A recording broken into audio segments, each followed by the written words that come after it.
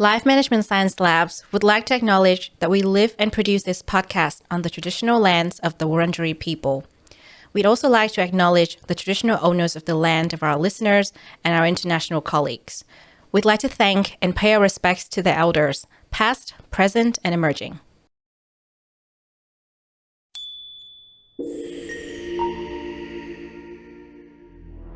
Hello, everyone, and welcome to Doing Well, the Wellbeing Science Insights Podcast produced by LMSL, the Life Management Science Labs. We are champions of life management science, providing structured insights informed by science and inspired by practice on key aspects of conscious living. Each week, we bring you scientific and practical insights on each element with the expert knowledge of professionals in the field. I'm your host, Lu Ngo, coming to your ears from Naarm, Melbourne, Australia. Let's learn together. Hello, everyone, and welcome back to the show. And to our guest, Dr. Sandeep Atre, Happy New Year. For context, this is our first recording in 2023. I'm really excited about it. So today I'm joined by Dr. Sandeep Atre, who is a counseling psychologist and social and emotional intelligence expert and trainer.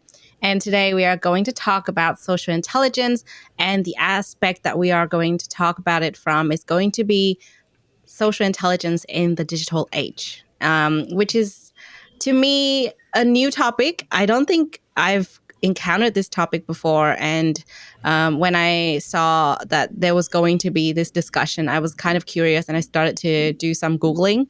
But, I'm really keen to learn from our guest today. So Dr. Sandeep, to be more casual and close, thank you for joining us once again. We actually had a trial recording last time and it did not go really well. But I guess both of us used our social intelligence to be really nice to each other and figured out a solution. So thank you, Sandeep, for being here and welcome to the show. Thank you for having me here, Lou. Thank you. So we would love to hear from our guests at the beginning. I'm always keen to hear from people from their perspective. And I guess this is kind of related to our topic. And I'm going to talk a little bit about it because I find that whenever we introduce ourselves to new people nowadays in this digital age, it's kind of weird when you're kind of like, should I just look you up on social media or your website, or should I actually hear from you? Or, I feel like I've already known you if I've seen your social profile. But I don't think that is the case for me. I always love to hear from people. And so, whatever bio you have or whether you have already set up a website, all that information to me would not be as great as the introduction that comes from yourself. And with that, I would love to hear from you, Sandeep. Would love to hear how you got to where you are today doing this work and why you're so passionate about this topic. Well, Lou, to me, it is. There's a wonderful point that I heard from one of my mentors. It was that specialization is to know more and more about less and less, and probably that has been the theme of my life till now. As an entrepreneur, as a trainer, I started off with a little broader spectrum to work with, and over the years, I zeroed down upon the domain of emotional and social intelligence. And I've done a bachelor's in science, master's in business administration, PhD in management, master's in psychology. So all these degrees, they kind of led me towards the domain of my love, and that is emotional and social intelligence. In fact, it so happened that I was working on all the soft skills, and then I realized that the fundamental skill of all soft skills happens to be emotional and social intelligence. So it has been a constant, endeavor to narrow down and specialize. Oh, that's really interesting. When you told me about your different degrees and specializations, I was just kind of trying to think management, social intelligence, psychology, all of that.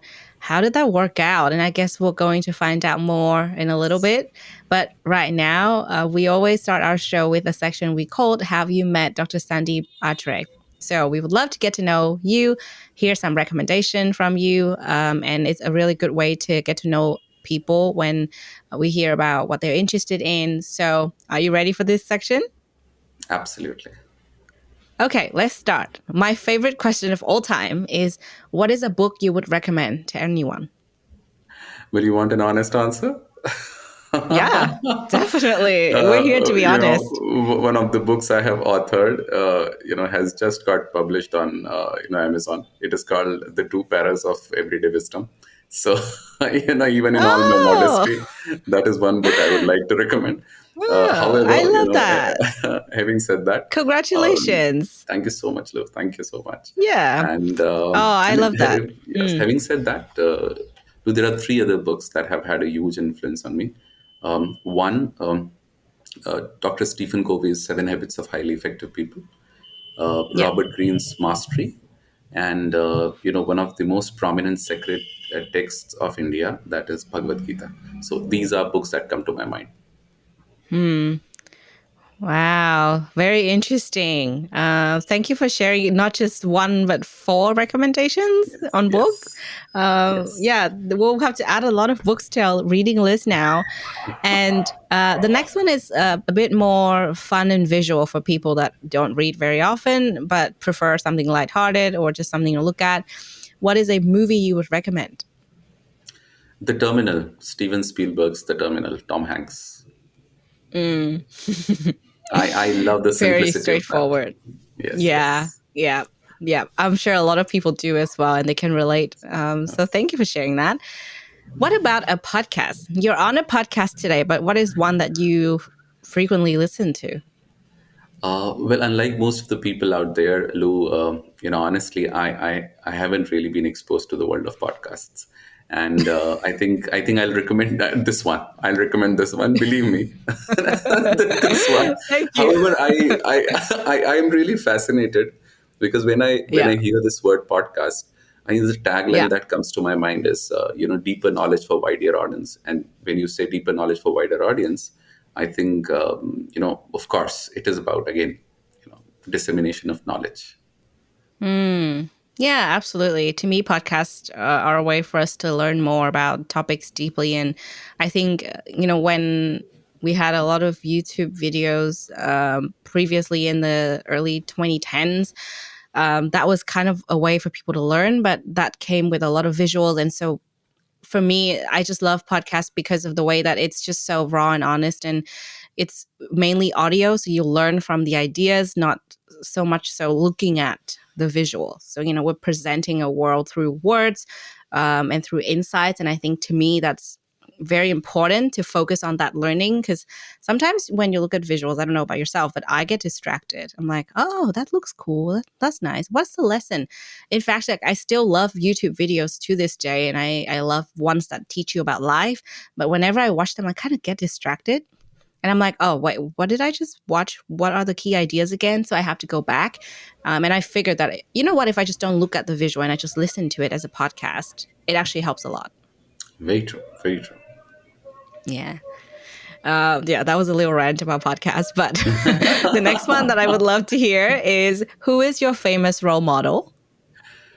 Well, two of Or them. just a Sorry. role model. Doesn't have to be Yes. famous. Yes, yes. I think there's a celebrated psychoanalyst called, his name is Dr. Salman Akhtar, and I think I love that man for his profundity. And there's another role model of mine, and that happens to be Robert Sapolsky, researcher Yeah. in neuroscience, psychology. And he's truly a rock star of science. So these two people, Dr. Salman Akhtar, Robert Sapolsky. Oh, very interesting. This is my first time hearing those names on this show. So I'll be keen to Google them after this Please, conversation. And please, thank you for sharing. absolutely.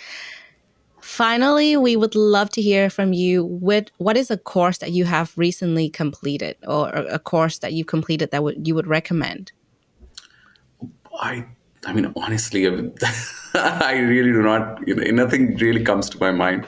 Uh, can I skip that because I really, don't have a particular course that I can, Yeah. probably the last one, if not recent, was Paul Ekman's course on nonverbal communication. In fact, Hmm. I am an entrepreneur as well. So, we have an e-learning course that is on emotional and social intelligence. So, I Yeah. mean, and it was really inspired by Paul Ekman's work. So I would like to Mm. recommend Paul Ekman's course on nonverbal behavior. Mm. Very interesting.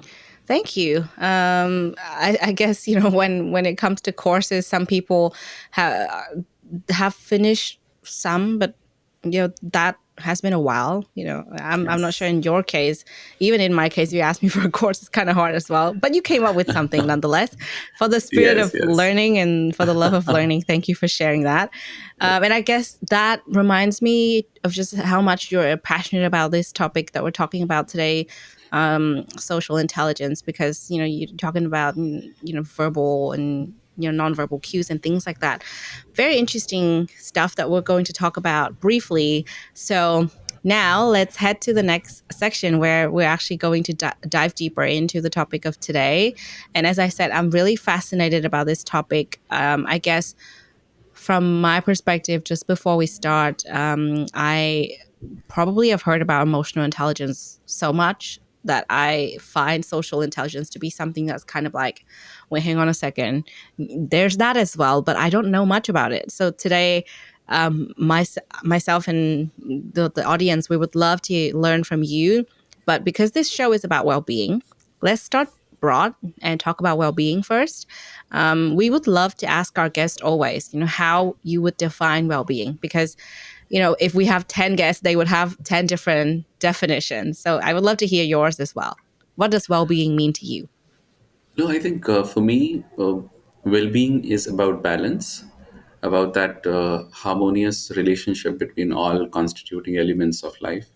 For instance, it Hmm. is about being physically fit, psychologically healthy, socially connected, financially sound, professionally competent, and personally fulfilled.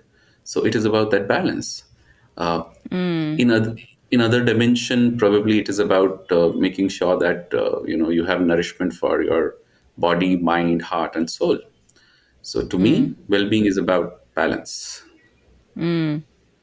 That's a beautiful definition, and thank you. The given the context that we're recording this episode as we start 2023, I think it's just such a great way to be reminded about the balance that we need.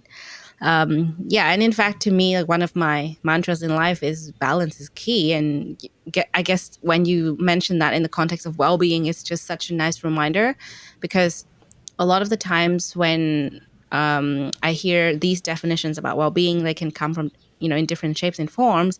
And the word balance, I've heard quite a bit, even if it's not the key definition. A lot of the guests have mentioned balance in how we carry ourselves, how we do things, and even in how we take care of others for our own well-being. So that's quite interesting.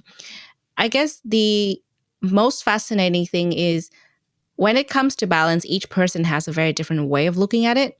And I wonder to you if you've noticed any misconceptions when it comes to well-being that might have to do with your very own definition, because we're all learning here, even if we're in our 20s, 30s, 40s, even in our 80s, 90s, 100s. I'm sure people are still learning about well-being, and there might be misconceptions. So Sandeep, what do you think some misconceptions would be when it comes to well-being? Well, Lou, I think the biggest misconception about well-being is that people confuse it with happiness. And well-being and happiness, they are two different concepts. Because I often say this in my workshops or in my sessions, or even to my own clients, that being happy every day is a very unhealthy desire. In fact, Mm, most of the people pick wrong means if their end is happiness. So, well-being is mm, not about happiness. For instance, it is about living all the emotions on your emotional palette. So it is as much about experiencing and feeling anger or fear or sadness as it is about happiness and satisfaction. And as long as severity is not, huge, severity is not very high, I think negative emotions have an amazing role to play in balancing us. Just Mm. imagine there are so many people who pick addiction just because they want to be happy every day. I mean, if it's okay to be sad someday, it's okay to be a little Hmm. angry. It's okay to fear things. I mean, of course, Yeah. none of it beyond a certain extent. But if you're not living it all, then it is not well-being. Because at the end of the day, if you want to be only happy, it is about. It's like eating dessert all the time.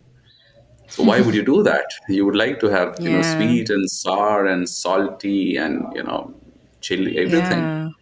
So that's Mm. that's one misconception I've really seen people catching on to these days. I don't know why Mm. happiness has become probably almost an addiction. So happiness is the new addiction. Mm. Yeah. That's very interesting.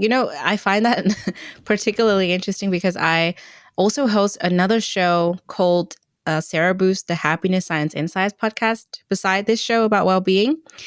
And what I told my colleague last year, at the end of the year in 2022, was, I've learned so much about both happiness and well being, and I'm just so lost right now. The more I learn, the more I feel like there's so much more to learn and there's so much more to unpack. Because you're so right. We often confuse happiness with well being and vice versa. And I guess the thing that I find most important, especially out of 2022, is as I'm getting to do this work, talking to all experts and everyone who's really passionate about what they're doing, I've learned a lot about doing things that would add to our happiness or our well-being. So one of the things that I did last year, and this is just before this episode will get released very soon, is we had a practice round where we picked a practice from our show and try it. So for this, actually for this very show, I chose checking in with my emotions daily. And you're right. We cannot just have positive emotions all the time. Negative emotions are actually signposts, and that's what I learned the most from that series. And to our audience, if you don't know about this series, I think it was pretty fun for me doing it, and it's pretty fun to watch as well, hopefully. So yeah, if you don't know about it, please feel free to check it out. But yeah, I tried doing the activity, the practice of checking in with my emotions every day. And actually, on days when I had feelings where they were kind of emotions where they're kind of a little bit more on the negative side, I learned so much about myself because I can sort of pinpoint, oh, this situation taught me that I deal better with this, or I tend to focus on so and so. And it's good to redirect my attention on other activities and really focus on my well being because it's about balance, just like you said earlier. And I couldn't agree more. So yeah, it's just a little bit of information that I would love to share because yeah, it's just exactly in alignment with what you talked about. And such a nice way to begin this year with this episode. Wonderfully put. Thank you.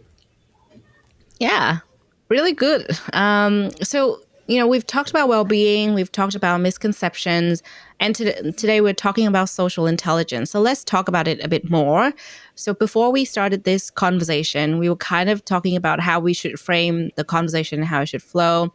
And I would love to ask you for a definition of social intelligence, but I would also love to hear from you regarding the difference between social intelligence and emotional intelligence because you mentioned before that your work is really deep into such area and there's that probably another kind of misconception when it comes to social intelligence or perhaps just misunderstanding or not enough education out there. So what are your thoughts on this and what are the key things that we tend to miss or we might not know about? Yes. Lou, I think more than misconception, I would like to do some disambiguation here. Mm, These terms, emotional intelligence and social intelligence, something, I think it has been more of a matter of semantics than anything else.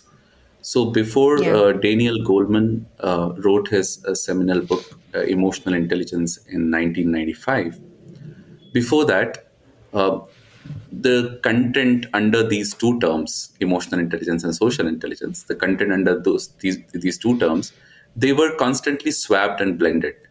So, even if you go by the research, literature, you would realize that Daniel Goleman, inspired by a work of two researchers, Peter Salovey and John Mayer, he wrote this book, Emotional Intelligence, in 1995.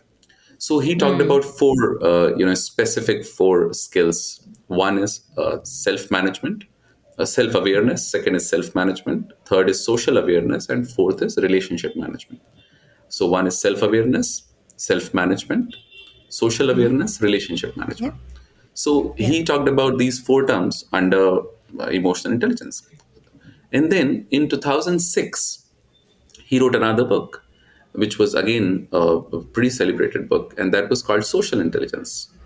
And what he did was, out of these four, self awareness, self management, social awareness, relationship management, he picked these two and said these two come under emotional intelligence and the other two come under social intelligence. So, self awareness and self Yep. management, it is Yep. emotional intelligence, and social awareness and relationship management, it is social intelligence. And that's when this whole joint term of emotional and social intelligence, caught up with everyone's mind. So, coming back to the definition of social intelligence, Lou, social intelligence is very clearly social awareness plus relationship management. But that is definition which was propounded by Daniel Goleman.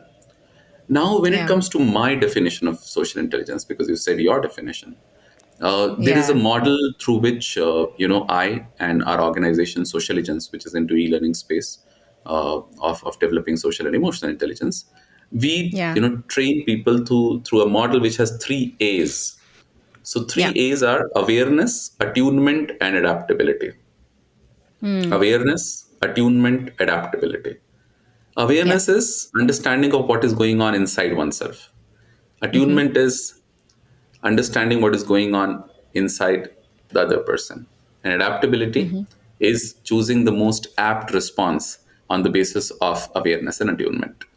So, Yeah. if you talk about social intelligence is more towards how well can I right now, make a, an estimate of what Lou is going through, what is Yeah. going on in her mind.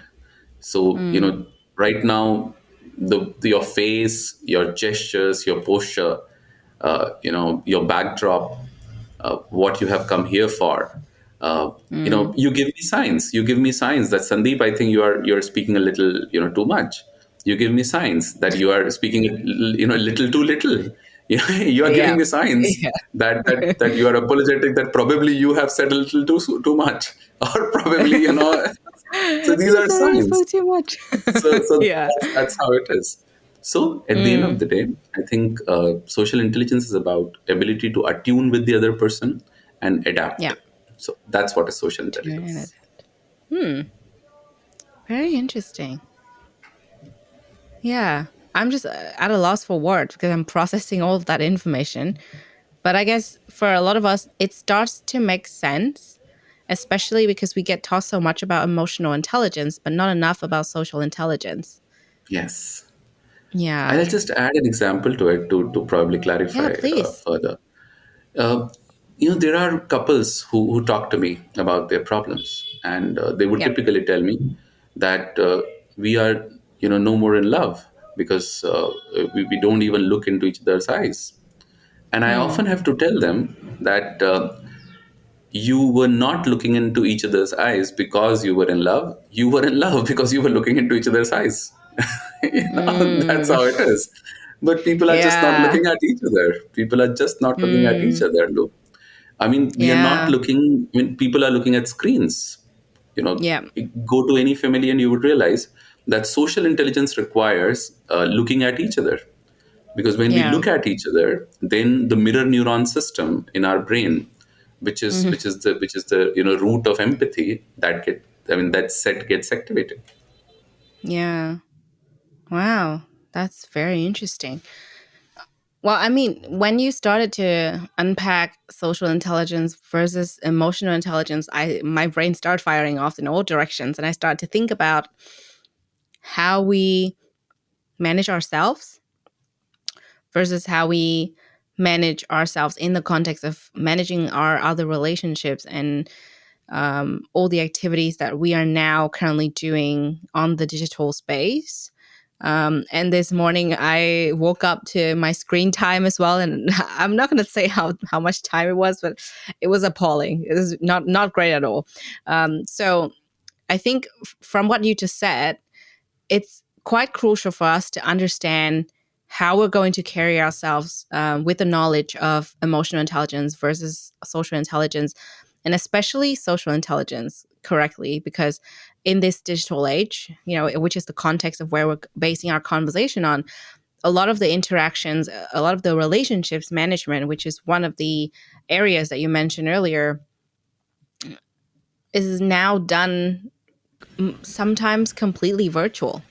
Absolutely. If you don't get to meet certain people, for example, we would have long distance relationships with our family, long distance relationships with our friends. And a lot of people are in long distance relationships romantically as well. It's kind of hard to navigate that space, especially for me. I find it to be sort of this battle between do I, stay more on it or less on it, because I kind of want to be less online and be more present. But a lot of the relationships that I need to take care of and manage are dependent on that virtual space. So there's so much to unpack, and I'm excited to discuss more about it in a bit. But the most important question right now is, since we mentioned well-being and since you talked a little bit about social intelligence, what do you think about this relationship? How would you define this relationship to really educate people about the importance of it? A lot of people might say, you know what, I don't really need to know about social intelligence. I can do fine on my own. I can manage my relationships. I can manage my social interactions just fine without having to learn about it. So, what would you say to be the effect between social intelligence and well-being and vice versa? Well, I think there was this interesting T-shirt quote that I had read way back, and that T-shirt quote was Yeah. that I was born with common sense. I went to school and lost it. So I think I'll I love try to that. take. Where can I buy it? I don't know, but I'll just take a cue from this quote, and I'll tell you something about social intelligence. A typical Yeah. quote about social intelligence, similar to this one, would be that I was born with social intelligence. I started looking at screens and lost it. Mm. Oh, I would love to buy So that T-shirt, Sandeep. Do you have merchandise on this? I would love to wear that. Oh, you're so true. inspiring me. You're inspiring me to launch one. Yeah, please. Oh, such a great product. So Great idea. so you see, Lou, Yeah. if you look at a child is born with social Hmm. intelligence for the Yeah. obvious reason that he or she is looking at you all the time.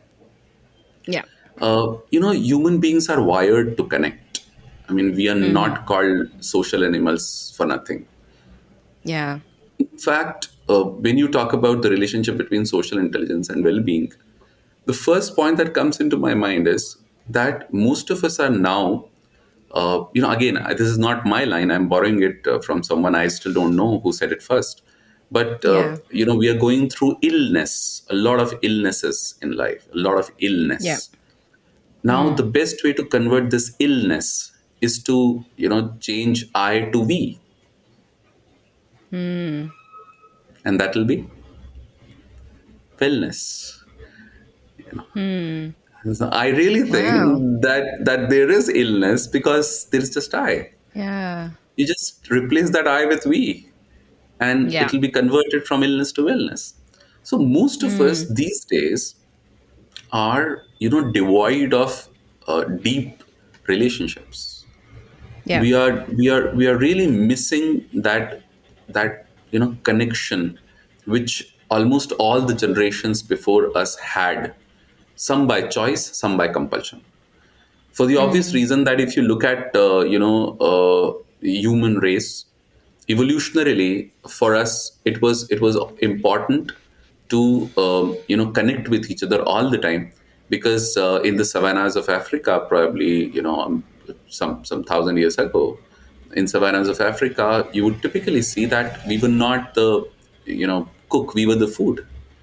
So the only way we could survive was, since we were not the fastest or the strongest, we had to be smartest. And the smartness in our case came because we started working in groups. Mm. So have you ever wondered why have facial expressions emerged in humans, Lou, and why haven't they emerged Mm. as much in other animals? The reason is pretty simple. Yeah. Suppose I am right now with Lou, and both of us are hunting in the savannas of Africa, 1 lakh years ago, and Jerry is also around. We cannot see Jerry, so Yeah. just Yeah. imagine 1 lakh years ago, you and me, we are hunting together, and Yeah. how, I mean, the language hasn't really evolved. So how do I Mm. understand that there is something coming behind me?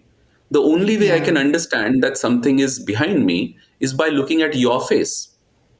Mm. So when I look at your face and there is a sign of fear, then for the first time I realize that there is something to fear, there is something to be scared of, and I turn back. you know So at the end of the day, all facial expressions evolved because it was our necessity to connect to each other. Unfortunately, as well as fortunately, of course, but unfortunately, you know, uh, we don't need each other now. I mean, Mm. there are no saber-toothed tigers now around us. I mean, all we Mm. have to fear is a fellow human being, Yeah. and Oh. and and Oof. So and true. I genuinely think that, look at how unfortunate it is that right now we can just be inside our home, and we can spend years without being devoid of anything. We can Mm. call somebody, we can talk to somebody, we can be in relationship, we can work from home. We can ask the, Yeah. the pizza boy to come and deliver pizza. We can actually ask for everything. We can transfer funds online. So the problem Yeah. is that now we do not have a necessity to connect to each other face to face or in person. Mm. But Yeah. now, more than the necessity has gone. But now, in order to have well being, we'll have to replace that I with we. Yeah. So you will see somebody who is living at her or his house all the time. He Mm-hmm. won't have any problems, but he won't have well being either. You know. Yeah. In fact, I I often tell understand. this. I often tell this in many sessions that uh, the solution of the pain incurred from a relationship is not in loneliness. It is again in a relationship. Mm-hmm. So you cannot choose loneliness in the name of aloneness. Mm. So that's where I think social intelligence comes into play. Go out there, meet people, look at them, laugh with them, listen to them, just see the magic around you, where there are so many faces Yeah. looking at you. The problem is you can look at people on a screen, but you cannot look at many people looking at you on screen. And at the end of the day, Yeah. Oh wow. and at the end of the day, Oof. that child who was born, Lou, that child was Yeah. looking at everyone. I mean, when I drive to my workplace, and there is a bus going just ahead of me. I mean, there are these little kids. They're actually waving this, and they're waving at me. I mean, they're not even Mm. connected to me, but suddenly I smile Mm. and they smile, and then they smile and I Yeah. smile more. And believe me, there is no other web series that can give you that kind of happiness. So Yeah. that's where two of them come together. Mm. Wow. Yeah. I had chills. I'm still processing that information, but I do have chills. I think it's kind of scary in a way. It's good to understand, but it's scary in the sense that we just lack that so much nowadays. That interaction, that you just mentioned, to replace the I in illness, I guess from my own observation, it's been really challenging and kind of tough to have that we, especially, this is my struggle nowadays. Like, to be very honest, my struggle nowadays is I come from a country, and a home where it's all tight knitted. We're always together. We're always doing things together. We always look at each other, sharing time together. And then I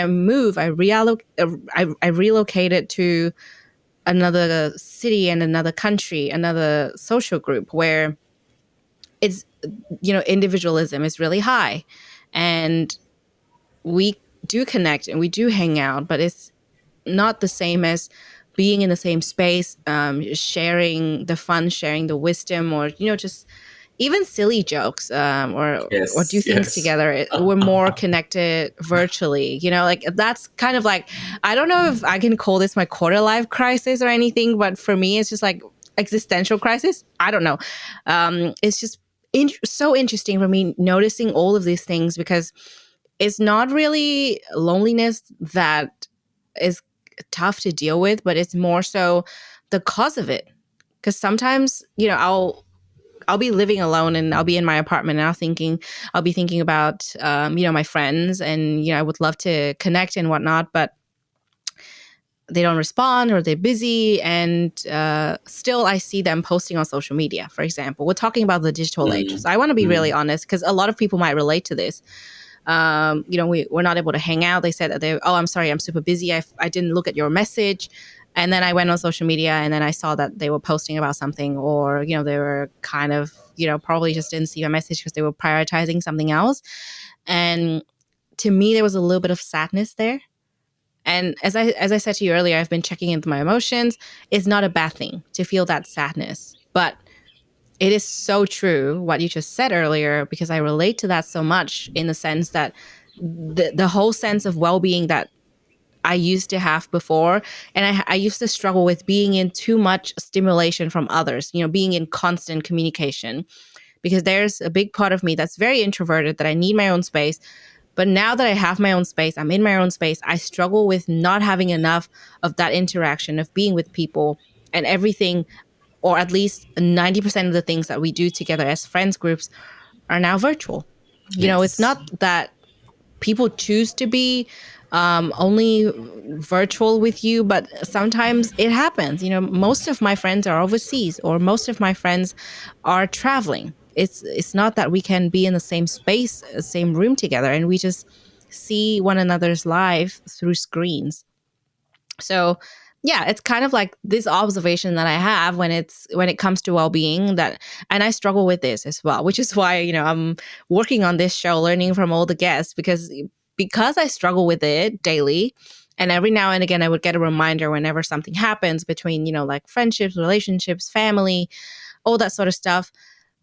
I kind of wonder, how to cope with it, how to deal with it head on, and how to manage my life in a way that would allow me to have that sense of balance and well-being. And like you said, it's got to be a we, but how, right? It's kind of challenging, which is why we're talking about social intelligence in the context of the digital age today.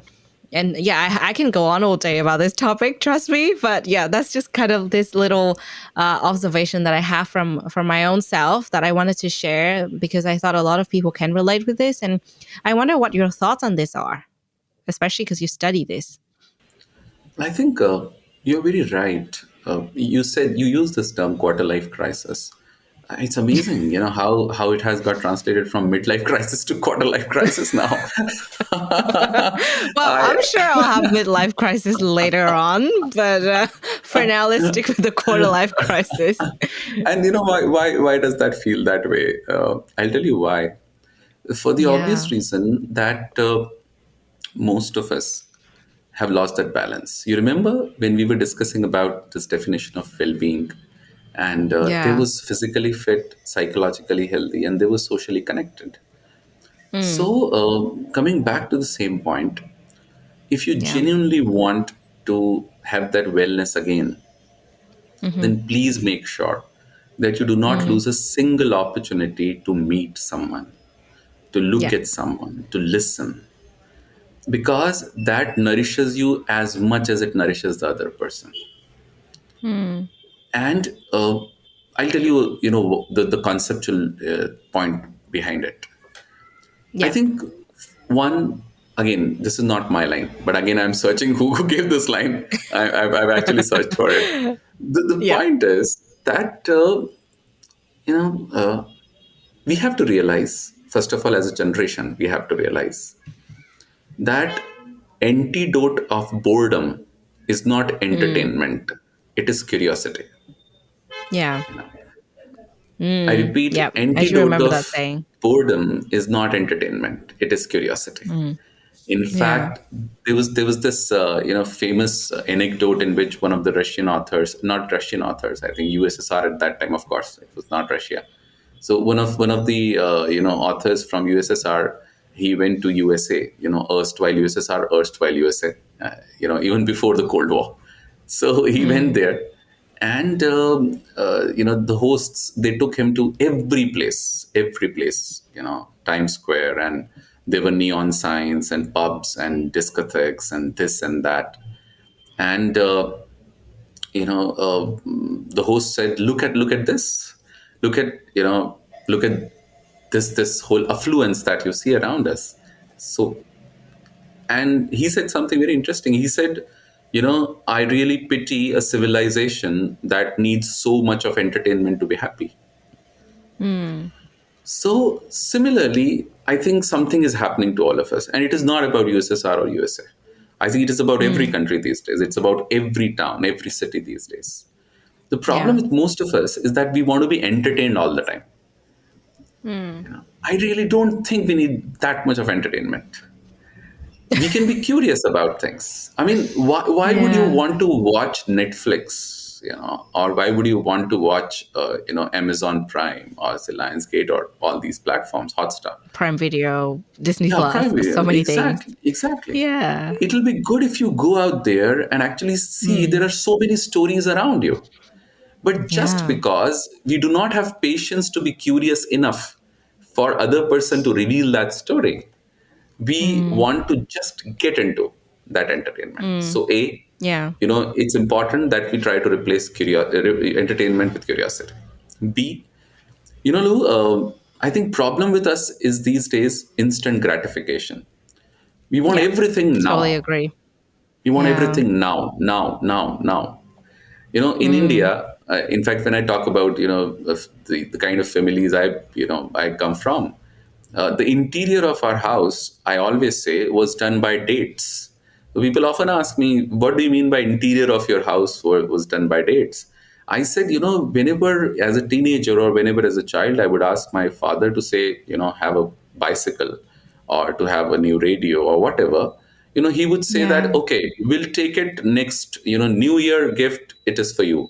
Or Mm. there is a festival here, Diwali or Dashera. So it's like, we'll take it on Yeah. Diwali, and it Yeah. is February, and Diwali comes in October. So just imagine, just imagine how far they are from each other. Yeah. But Yeah. we would still be waiting. We would still be waiting, Yeah. Mm. and that made us far more resilient in life towards any Mm. emotional turbulence, because we know Yeah. how to wait. So second Mm. point is, we should try to have delayed gratification by choice. You can buy Yeah. something today, don't buy it. Wait, you know, Mm. Mm. wait. Put it into the wish list. Wait. I mean, of course, you'll get a better discount.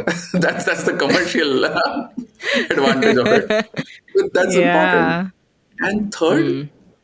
just the way entertainment, curiosity point, instant gratification point.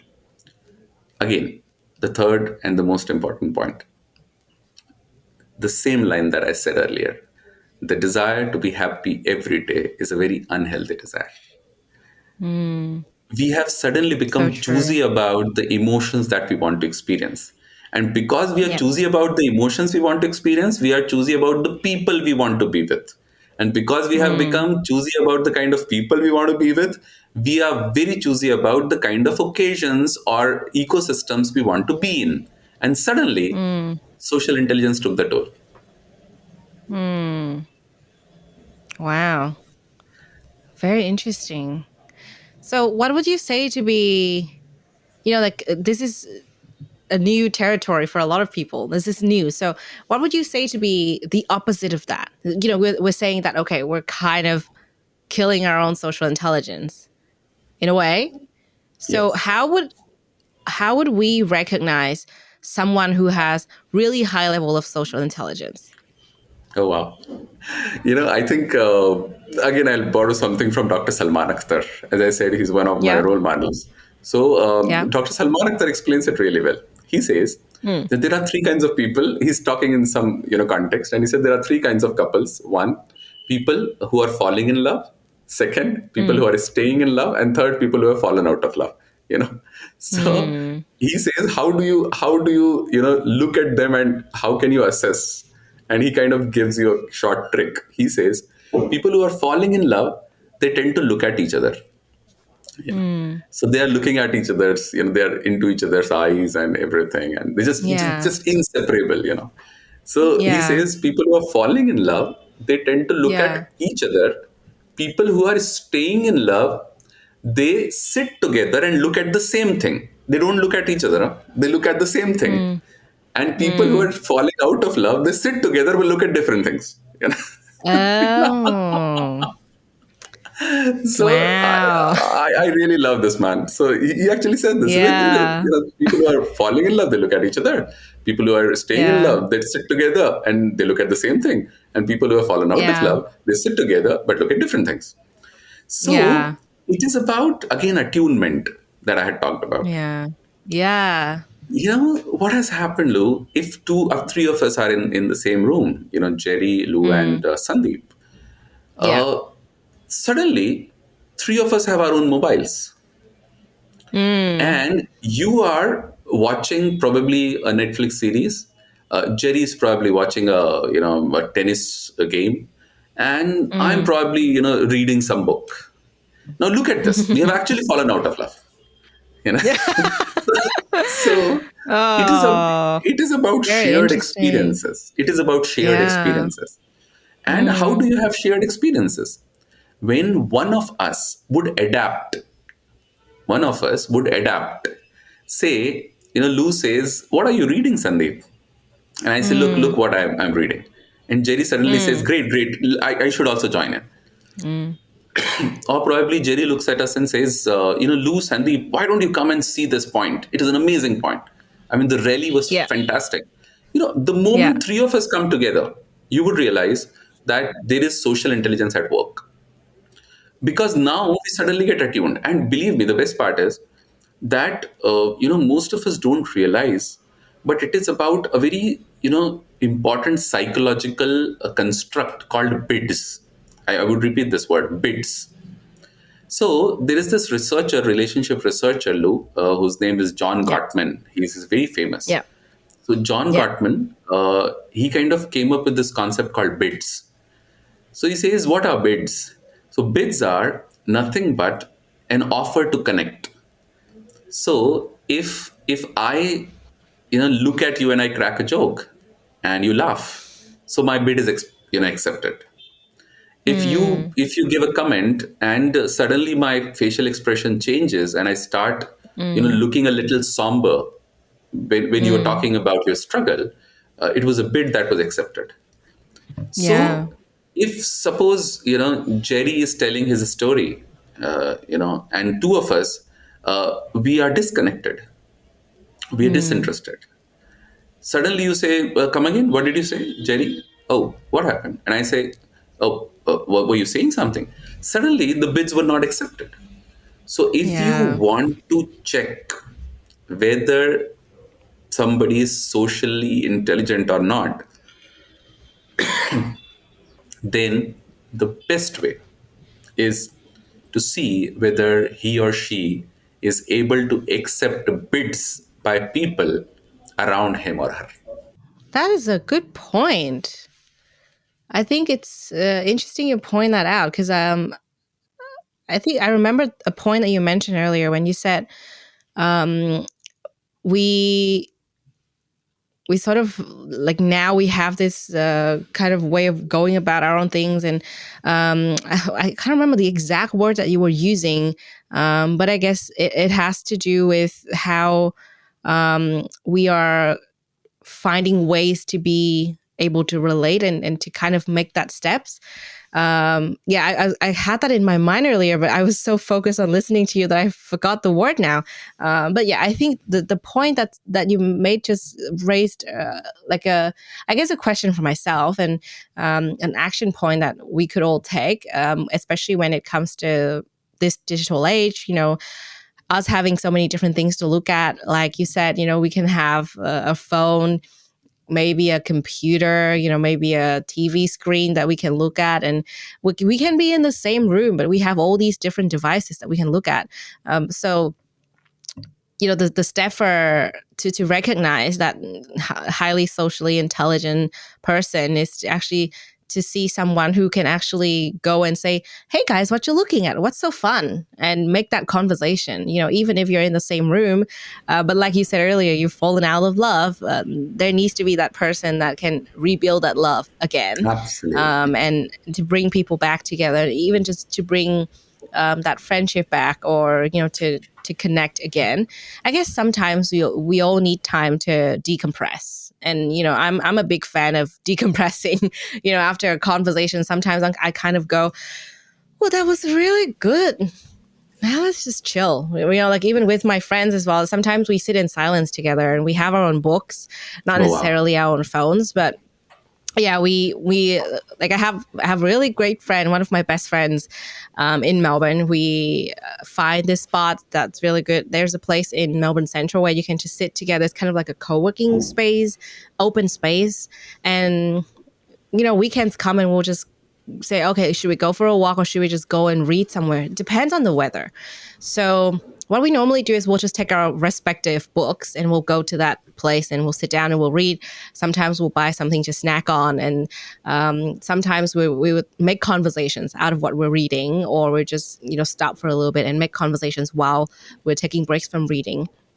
So it's our way of trying to balance having that space to decompress ourselves and having that social interaction, and kind of keeping up that relationship. Even if we're together but we're not talking, it doesn't Yes. mean that we don't interact. It doesn't mean that we're not connected or we don't have that friendship love. So I think Yes. to me that's just kind of like a nice way for me to observe how social intelligence has played out in my own life without actually knowing the skill. So now that you've mentioned it, it's kind of like the proactiveness that we need to have in taking that a step further. If you've Yes. already subconsciously done that before, it might be good now to actually proactively do it in a social group. Yes. Yes. So, and Break the in ice. fact, Actually, I remember now.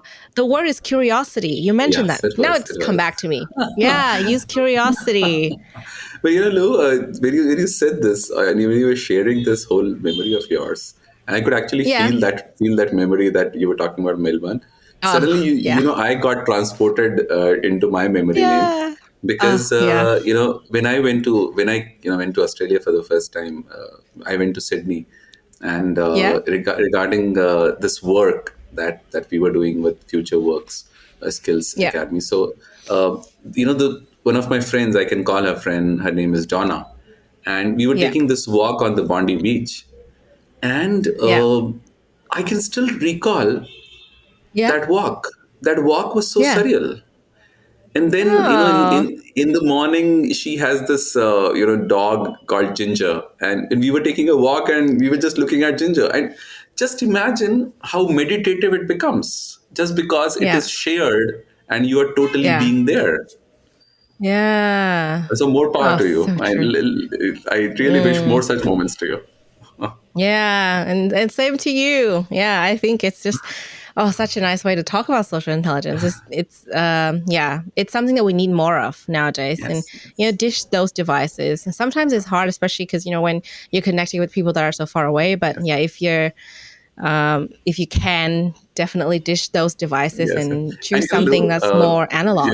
Yes, and Yeah. sorry to intervene again, but Oh, good. I can already foresee a comment in the podcast.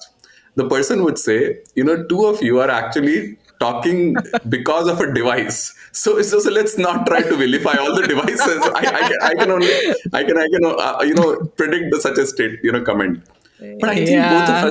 both of us know that devices are Mm, not bad. I mean, we are connecting today mm, because of technology. But as they exactly. typically used to say that technology is a good slave but a bad master. Yeah. I genuinely think that I don't think it is a slave. Technology is a good partner, but technology is a bad boss.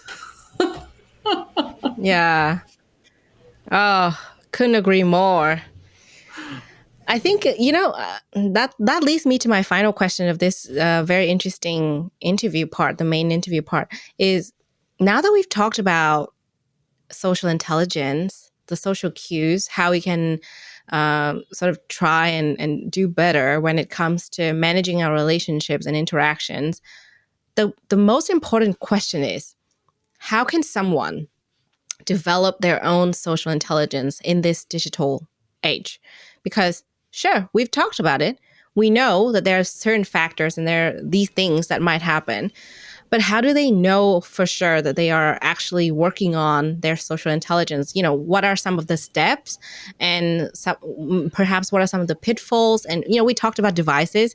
One little comments that I'll make is, I couldn't agree more with talking thanks to this device. But the most important thing to me is, we're still looking at each other.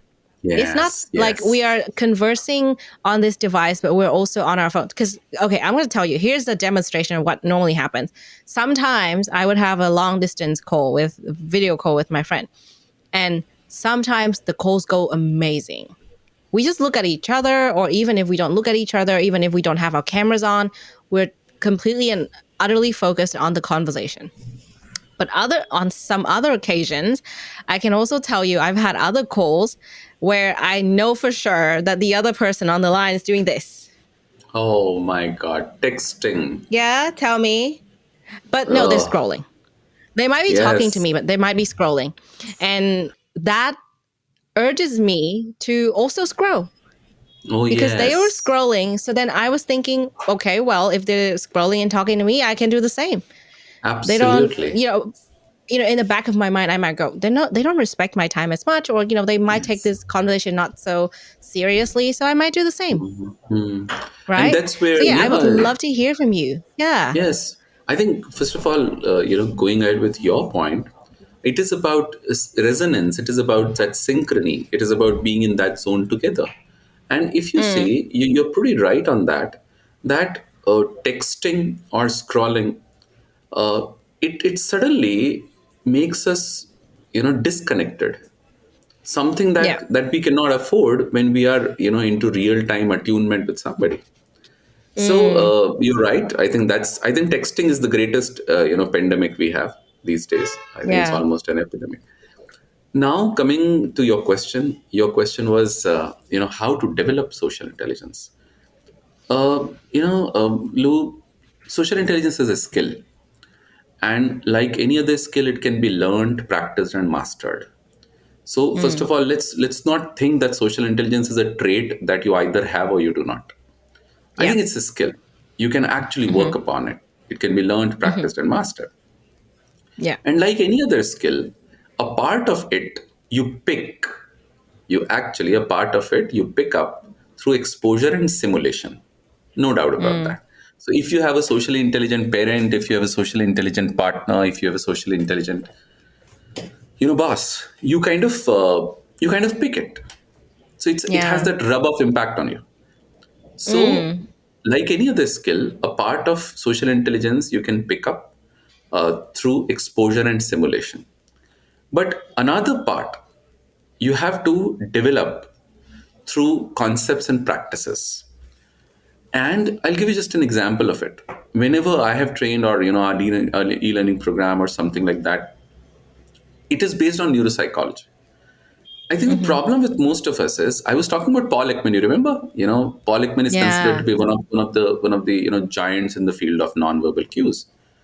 Or Yeah. I was talking about John Gottman. So when we talk about concepts and practices, we have to understand that it is important to, first of all, understand how our brain functions. Hmm. Because you Yeah. cannot treat the symptom without understanding the system. Yeah. So, first of all, let's be aware of who we are. And I'm not talking Mm. in a spiritual sense here. I'm talking in scientific sense. Yeah. It is in scientific sense. Most of us, first Hmm. of all, need to understand how our brain works, how people's Yeah. brains work. Because at the end of the day, brain is same for most of us. I mean, mind is very Yeah. different for each of us. So Hmm. first of all, we need to genuinely understand how brain works. And here comes a little biology. So if you are really, aware of the biology, and I'm not talking about that, boring part of biology that is reserved only for people who want to do a major in it. So I think the Yeah. basics of biology, basics of neurobiology. So that is Yeah. one. Second, you have to learn to observe and interpret people's cues, and you have to learn to observe and interpret Mm. expressions, gestures, postures, vocal cues, and people can be trained on it. Mm. So to answer your question, a part of it has to be picked up through exposure and simulation, and a part of it Hmm. is supposed to be learned through concepts and practices. Yeah. Very interesting. I wonder why schools don't teach this Oh yes, I think. still. Oh, that's you've actually touched the pain point. Yeah. All the pain points are coming out now. Oh yes, yes, yes. I mean, Yeah. though the awareness is growing, and now many Mm. schools are going ahead with social and emotional learning. They call it SEL, social and emotional learning. So there are many Yeah. schools who are taking this initiative, but they're Yeah. still few and far between. Mm. Yeah. I wish there were more schools that Yes, would teach this to children because, we talked about how we could develop the skills and you already mentioned that there's a lot to be done, basically. And yeah, again, I might have gotten the exact word. They'll come back to me. But I guess exposure as well, in my opinion, is it's very important. It's it's also about what you get exposed to on top of what you are going to do yourself, especially for young children. And we can yes. talk about this later because I think this is one of the questions from the audience that's very interesting to me. Um, However, I do think that if anyone is tuning into this podcast episode, it is a great chance for them to start educating themselves on it. It's probably not something that they were taught before. I was definitely not taught about this before when I was going to school, but now that I know about it, I'm definitely going to make an effort to learn more about it. And in this digital age as well, like you mentioned earlier, there's that attunement that we need to find. And I guess in my case, I need to also find a way to find that attunement when it comes to my social interaction. And social intelligence will then starts to get honed because if you don't get practice is kind of moot, it's not relevant. And that's a really nice segue for us to actually go into the practice part because we've covered the theory and we always talk about practice on this show as well. So now I would love to dive a bit deeper with you into a practice and we can dissect a bit more about social intelligence if anything new emerges. But we always ask our guests to share a practice that they personally do or a practice that they would recommend to the audience when it comes to the topic of the day. And with that, I would love to hear what is a practice that you're currently doing or you do quite often, or if not, then if you don't want to share because it's private and owned to you, then you can share something that you would recommend to people that you work with when it comes to developing their social intelligence when it is the digital age. What should we do?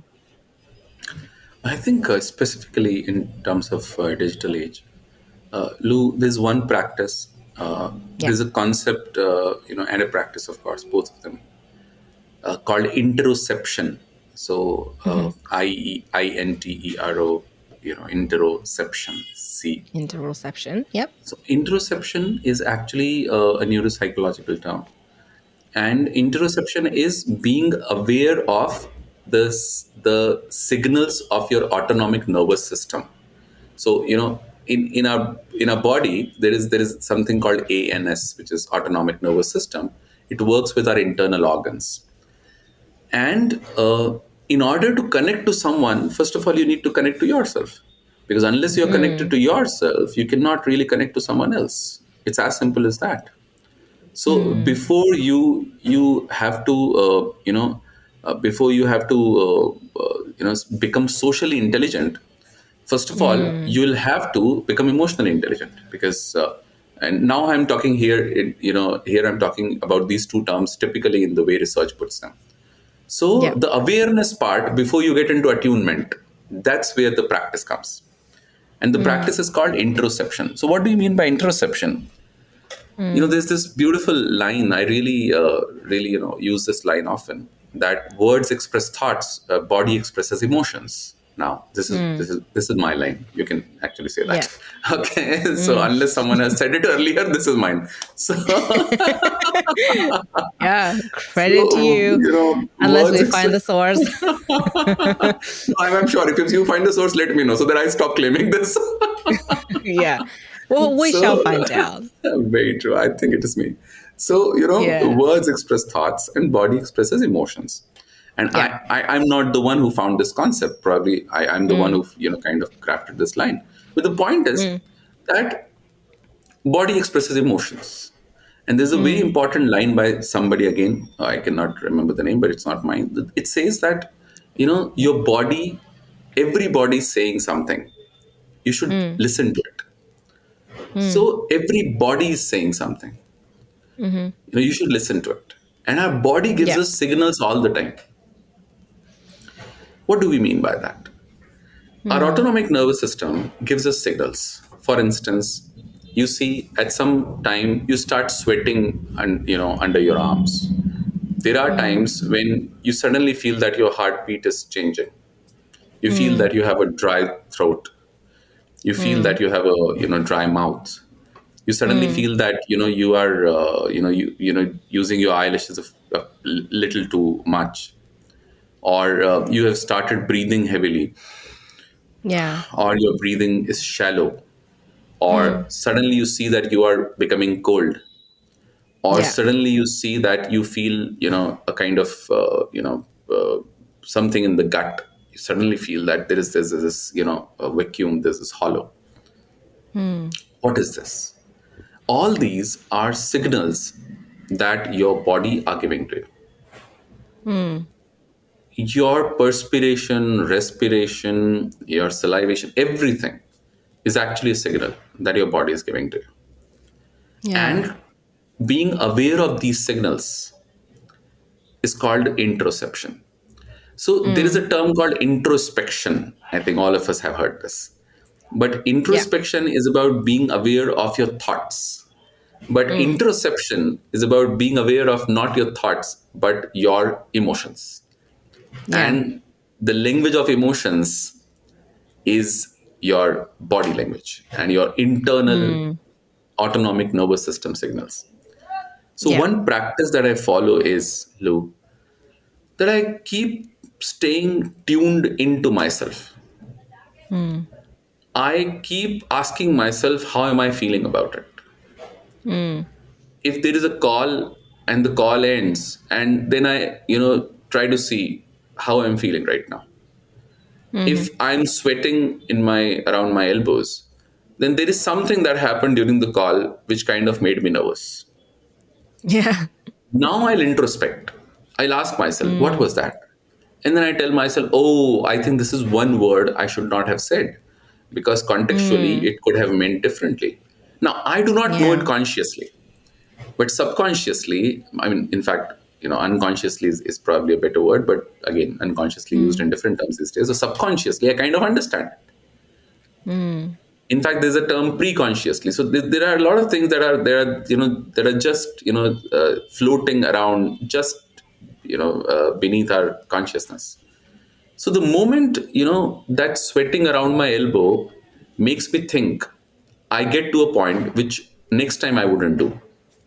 And I think that's a very, very good practice to in middle of a discussion or after a discussion, you should practice interoception, and it'll give you a lot of inputs about you and will help you become more social intelligent.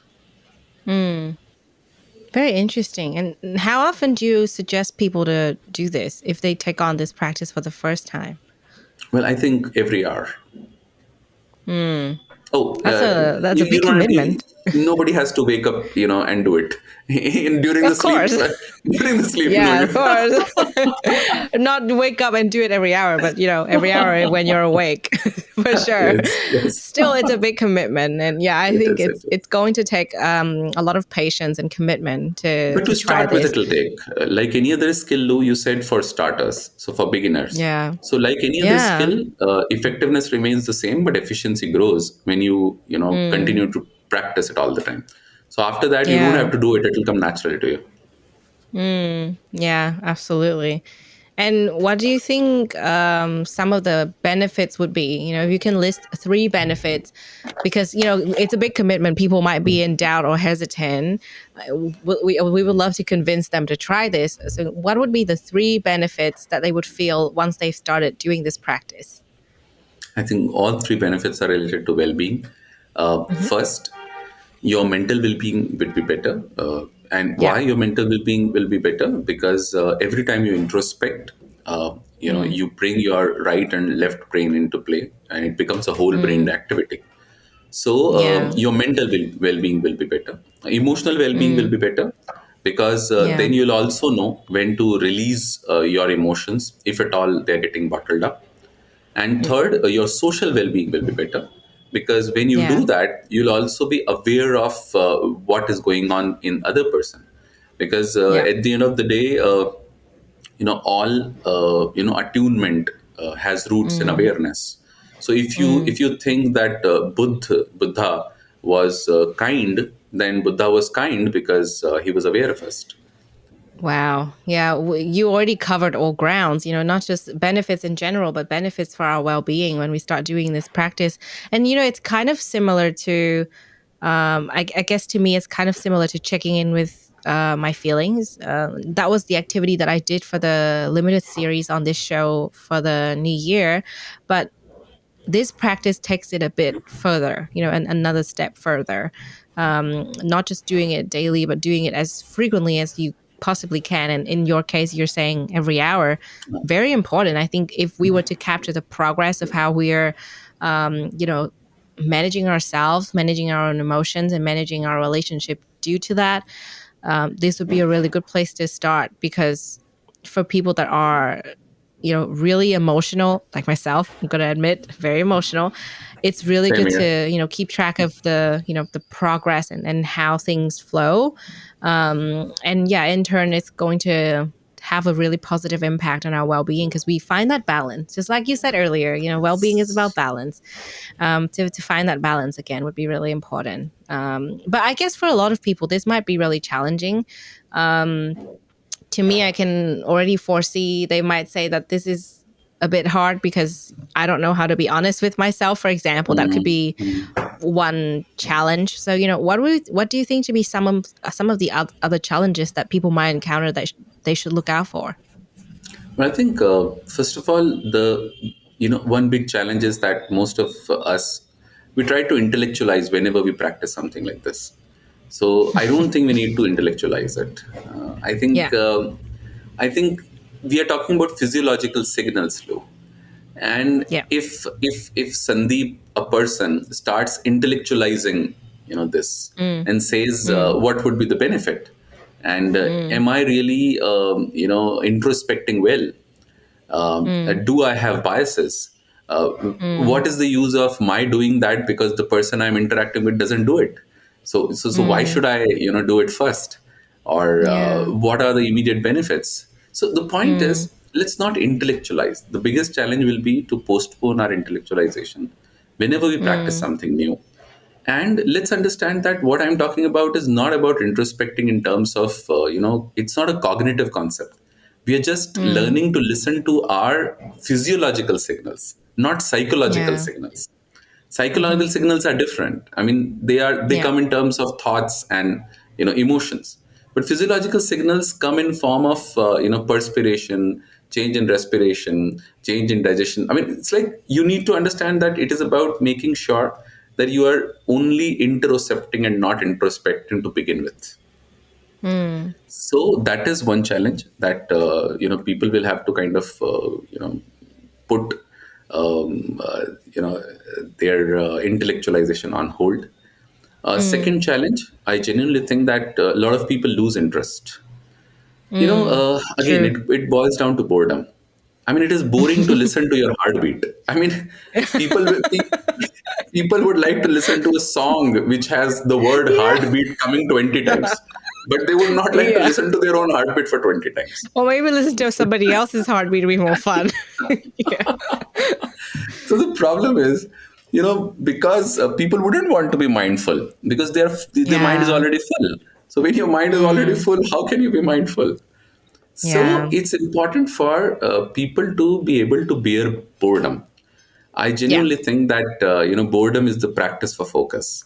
Boredom is a Yeah. prelude to focus, and most of the people Mm-hmm. who cannot focus, the problem is not that Mm. they cannot focus. The problem is that they cannot bear boredom. So when you learn to Mm. bear boredom, that downtime has an upside, you know, Yeah. and it's Yeah. important to be able to bear that boredom. Boredom. Very interesting. I think it's quite challenging for a lot of people to start something that can feel intimidating and can feel a bit boring, but in the sense of developing our social intelligence, especially in this digital age, I think it's just so important that even if it is challenging, at least give it a try and stick with it. Um, if we don't start, we'll never get anywhere. And just like you said, Yes, very it'll true. it'll become part of, it'll become like second nature. It'll be easy for us to do that.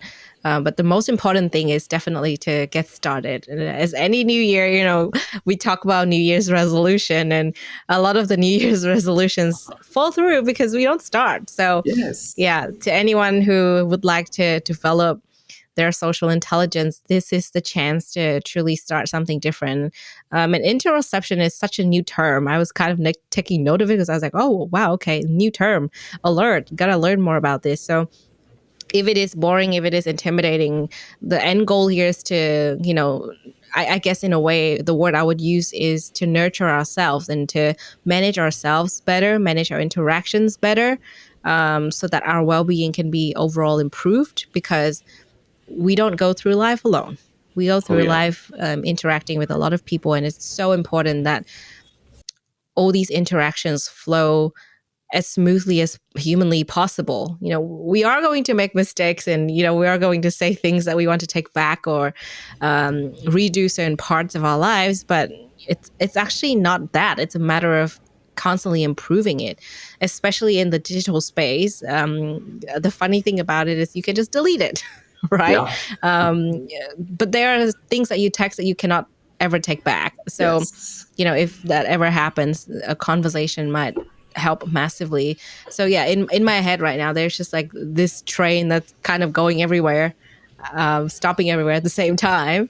Mhm. But yeah, it's quite important for me personally to keep this in mind and really think about how I want to embed it into my daily practice. So thank you for sharing about it. Thank you so much, Lou. Yeah. Finally, we would love to do to get you to answer some of the questions from our audience. I found two very interesting questions, and I would love to hear from you. So the first question that is related to the topic of today is, how can parents and relatives help children to develop social intelligence in the digital age? So, when we talked about those two things, that social intelligence, like any other skill, a part of it, you pick up through exposure and simulation. So, Yeah. it's extremely important that parents begin to talk about feelings rather than Mm. only thoughts. I think a Mm. big problem these days is that parents are not talking about feelings with their kids. So, Mm. let me give you a very simple exercise. All those parents who are probably listening to this one or would be parents. ask your kid, how do you feel about it, rather than what do you think Mm. about it. Mm. The problem is most of us ask, what do you think about it? We do not ask, how do you feel about it? Mhm. And when somebody says, well, I don't feel anything, then Mhm. then I think it's a red flag. Because if the other Yeah. person is the kid is not feeling, then it doesn't mean that the kid is not feeling. The point is that the kid is not able to uh, you know tap, track, or term the feeling. Mhm. And if a kid is not able to tap, track, or term a feeling, then that kid cannot be as socially intelligent as Mhm. he or she should be in order to be more fulfilled. Yeah. So it's important that you talk about how do you feel about it. Mm. Second, as parents, Mm. make sure that every day you take out 5 minutes, 8 minutes, ten Mm. minutes Mm. to engage with your kid face to face, in person, whenever it's possible, face to face, in person, without any Mm. gadget in the sight, Mm. not in the Mm. hand, without any gadget Yeah. in the sight. So make sure Mm. that you're going for a long walk, or you're going for a swim, or you're going for a long drive, or whatever it is. Yeah. And just do not have a mobile phone, a laptop, or a tablet, even in sight. Because Mm. if the mobile phone is on the sofa, then also it is present. And if you have a mobile phone to ignore, then also it is Mm. taking a precious space in the conversation. Because Yeah. what you are ignoring is actually occupying place in your mind. So you shouldn't Mm. have something to ignore. Just make sure Yeah. that you obliterate it. So please make sure Mhm. that you engage with your kid. And I'm not Yeah. talking about engaging with the kid for half an hour or 15 minutes, 5 minutes. Mm. Because, many parents often ask me, Lu, what is the definition of quality time? These days, a lot of people say you should spend quality time, quality time. What is the difference between quality time and quantity of time? The point is pretty simple. Mm. Quality of time is equal to duration into intensity. Mm. So if you cannot, increase the duration, Mm. then increase the intensity. Mhm. So you cannot spend half an hour because we have a very busy life these days. All of us, even kids too. So do not try to increase duration beyond a limit, because that can actually, hurt the balance. But Yeah. do not live with that guilt of not spending half an hour. 5 minutes of, increased intensity of being together helps. That's all it Mm. takes. So these two things. Mhm. Yeah. Those are really great advices and just really clear steps for parents and relatives to take on and try and have these conversations. I can tell you straight away, I struggle when I interact with my nephew because Oh, he's he interacts better when there's a screen around, and yeah. he really likes our cat, but he is also like his family is not keen on him interacting with the cat because of allergy Mm, or whatnot. I kind of struggle because like there's not really an allergy there, to be honest, but yeah, it's just a fear of animals when they don't know them. I think it's great for kids to interact with animals so they're not so yes. focused on their screens. They can have toys, they can have conversations, and they can have interaction with pets as well because pets are fascinating. But yeah, what I have found is like whenever it comes to like a tough conversation with the kid, it's just like a tough conversation for the kid. Like, no, you cannot have this, or no, we have to do this now. Sometimes his parents just give up and give him a screen, and I'm just like, oh, I really don't want to Oh, do that. seriously. So, like I think I relate with this question so much because, like how can I interact with my nieces and nephews better, given that now they're so interested in all the screens that the adults are using. Well, I can tell Yes. you straight away, I'm gonna put my I'm gonna put my phone and my other screens away when I'm interacting with them and find other ways to be creative. Now that you've mentioned things we can try and have conversations. How do you feel about Yes. this? I think that's pretty cool. Things we can totally do within our power. Yes. Yeah. So the second question from the audience that I think also is related to the topic and everyone would probably benefit from would be, I don't think we've mentioned this, is how do people high on social intelligence tend to use social media sites in a ways that are systematically different than others who are lower in social intelligence? This is an interesting question. Yeah, I wonder how you feel about this one. Well, very true. I think that people with high social intelligence, they would use all social media sites. Undoubtedly, they would, but they would use all social media sites not randomly during the day. Yeah. They'll designate time for that. They'll, for instance, Mm, I'll just give you an example of how I do it. I yeah. typically would spend 10 to 15 minutes in first half, and around 10 to 15 minutes in second half, because my work requires a certain amount of spreading of ideas and connecting with people. So that's how Yeah. probably your team came to know about me. So Yeah. the point is, it is important. It is important to disseminate ideas. It's important to Mm, talk about your work or about the area of your work. It's about mm, contributing to your work area. yeah. So the point is, they would not use it randomly. So I Yeah. wouldn't really use a LinkedIn or probably a Facebook or an Instagram during the day anytime, just like that. I'll Hmm. have a very clear pattern that for 10 15 minutes I am surfing. I am on LinkedIn, and probably 10 Yeah. minutes in the second half I am on LinkedIn.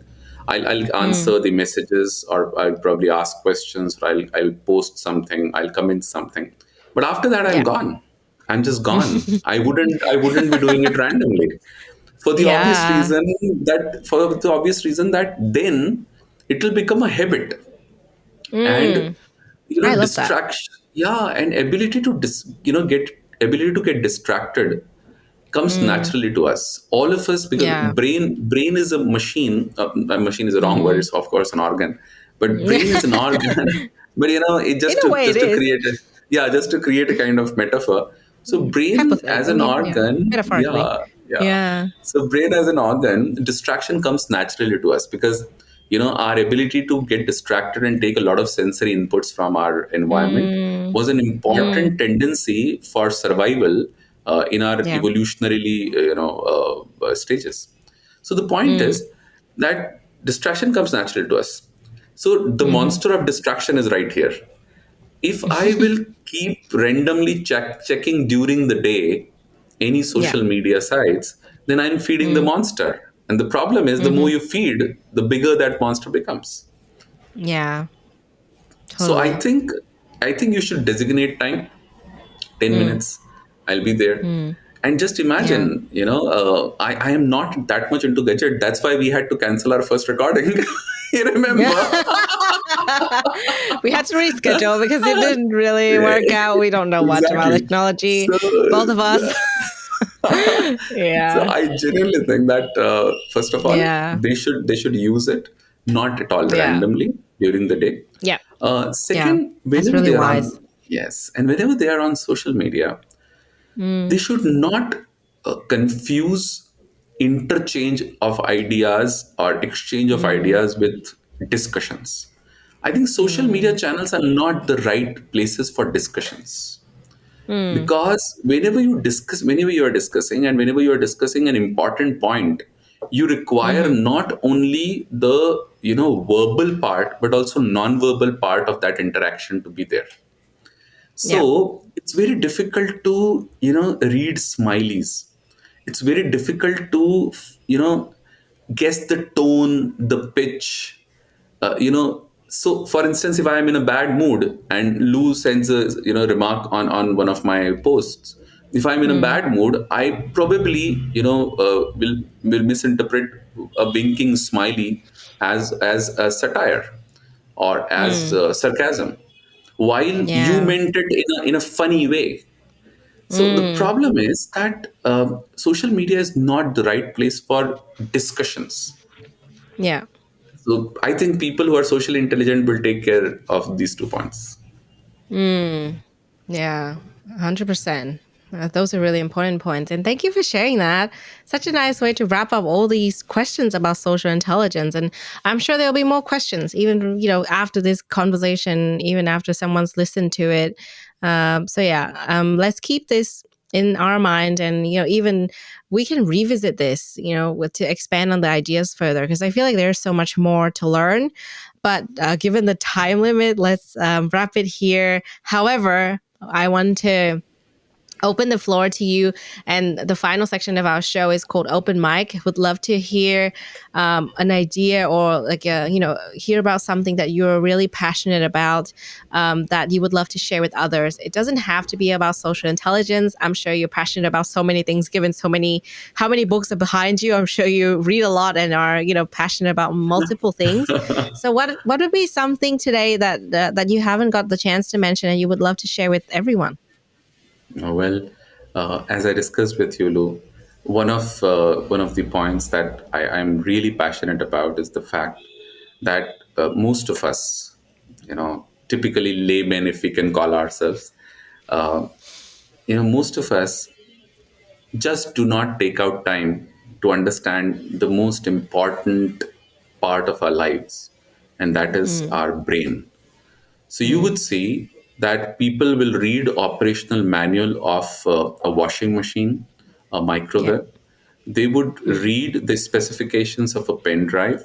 They'll go mm, extra miles to know about the technological, specifications of the laptop that they are buying. yeah. But almost none of us would spend time in understanding, how this works, how brain Mm, works. mm, And I genuinely wish that anybody who's listening to this podcast uh, spends more time in understanding how brain works. yeah. Because if we know how brain works, we can make it work for us. Mm, And at the end 100%. of the day, we are our brain. So Hmm. we have this whole body, but Yeah. everything is being governed by this brain. And when I talk about brain, then I would again like to clarify a few things. I'm not talking about, looking at it from a surgeon's point of view. I do not Mm. want us to be, remembering the parts of the brain and, Yeah. getting into the, dissection of all that. What I'm Mm, talking about is the tendencies of brain. I'm talking about the, basic fabric of how our brain functions, mm, because that can have a very important impact on our daily lives. I'll give you a mm, simple example of it.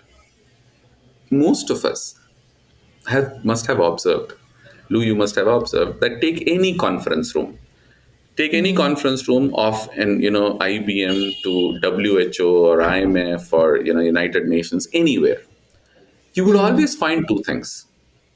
One, you would find water, and second, you mm. would find candies.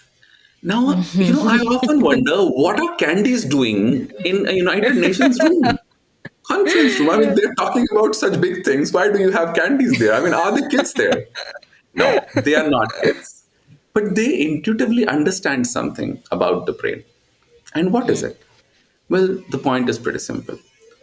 When it comes to our brain, there are when we talk about the metabolic fuel, of our brain, then there are three things. One is oxygenation, second is hydration, and third is our sugar level, glucose level. mm, So if mm. you see, more people take wrong decisions because of lack of water than because of malice.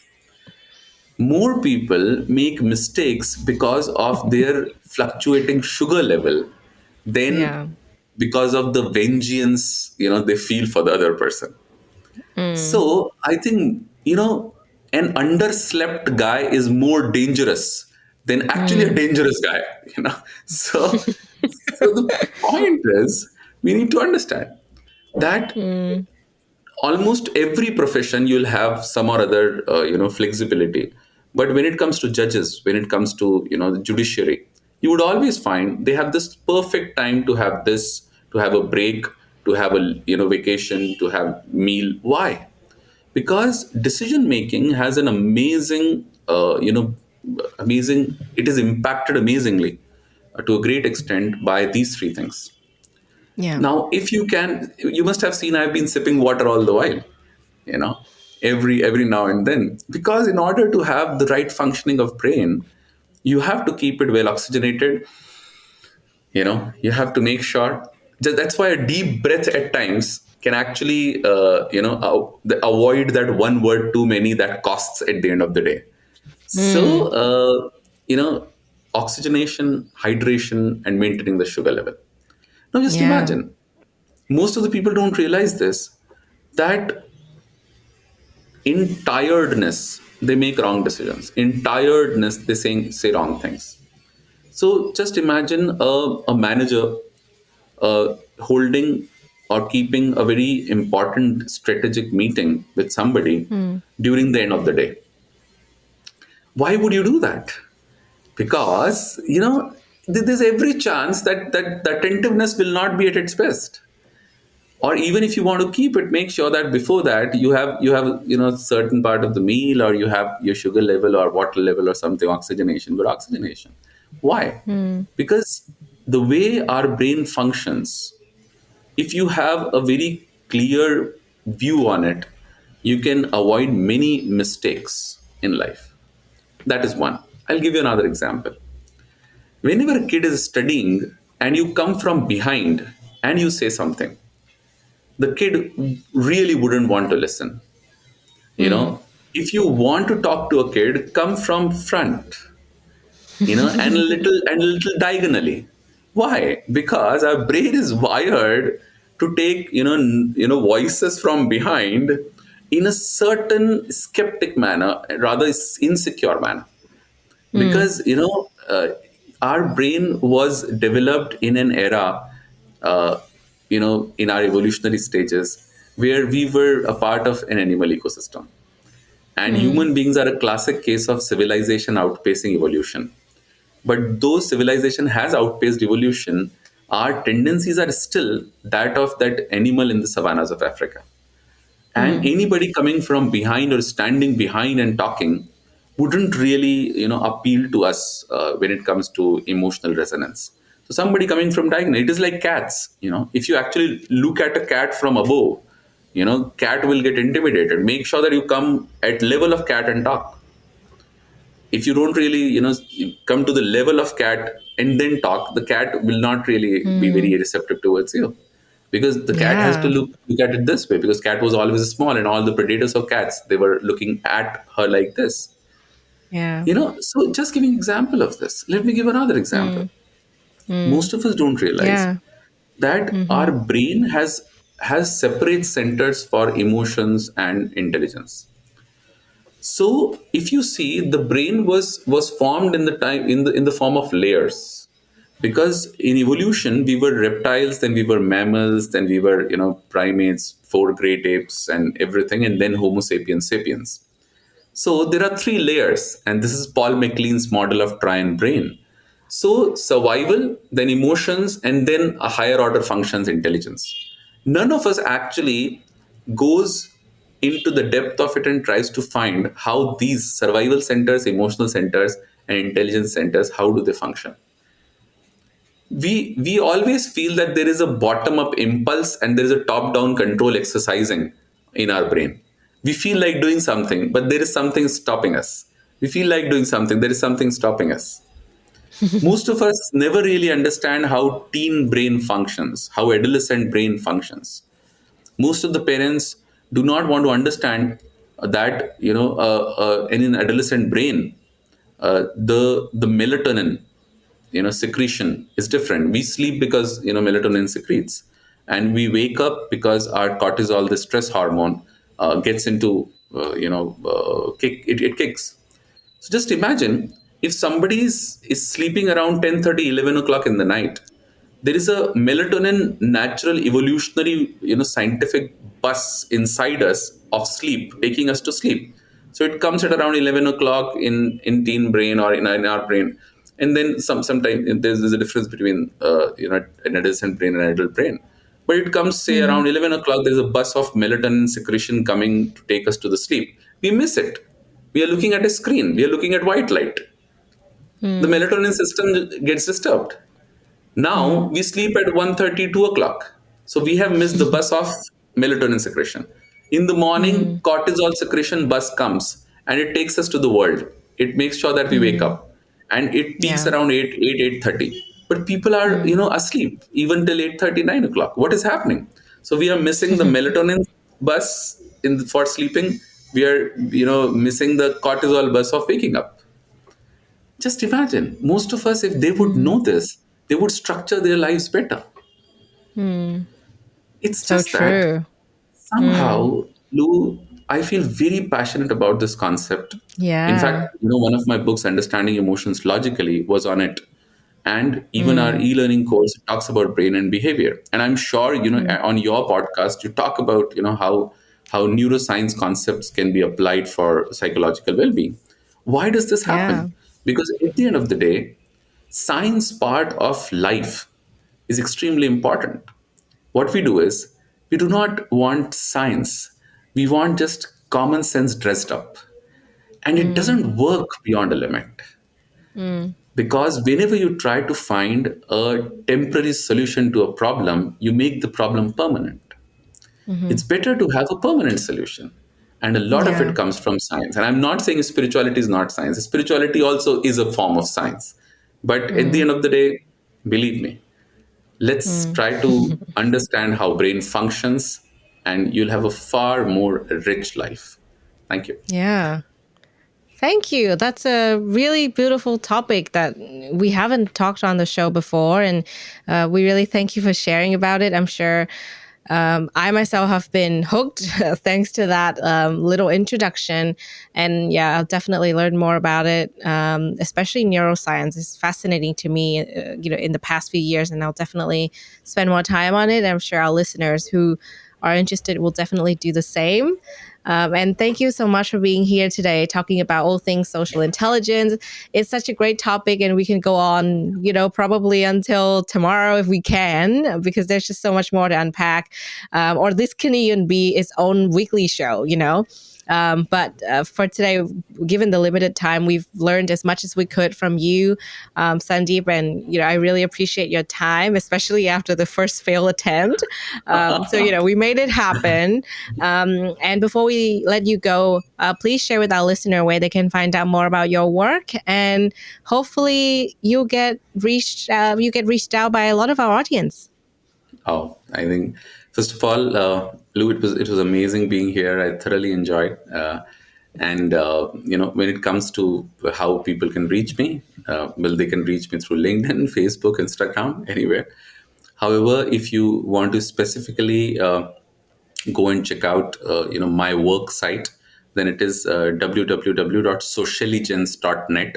So social, SOCIALIGENCE .net net. You'll actually get to find a lot of stuff about emotional and social intelligence. At the same time, you can actually visit my YouTube channel, which is Dr. Sandeep Atre at Socialigence, again SOCIALIGENC, and you can actually watch videos over there. So that's Mhm. how you can reach me. And again, thank you Oh, so much, Lou. perfect. I Thank you, genuinely think Sandeep.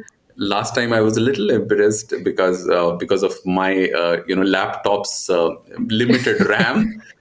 We could not have a session. But today, Yeah. thank you so much for rescheduling it, and I enjoyed thoroughly. Thank you. Yeah.